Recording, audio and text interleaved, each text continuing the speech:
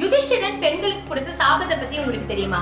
மகாபாரத போர் முடிஞ்சதுக்கு அப்புறமா குந்தி தேவி பாண்டவர்கள் கிட்ட கர்ணனை பத்தி உண்மையை தெரிவிக்கிறாங்க.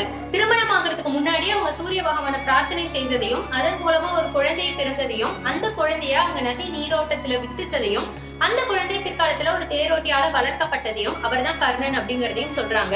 இதை கேட்டு பாண்டவர்கள் எல்லாரும் அதிர்ந்து போறாங்க. அப்ப குந்தி தேவி சொல்றாங்க, இந்த உண்மை கர்ணனுக்கு ஏற்கனவே தெரியும்.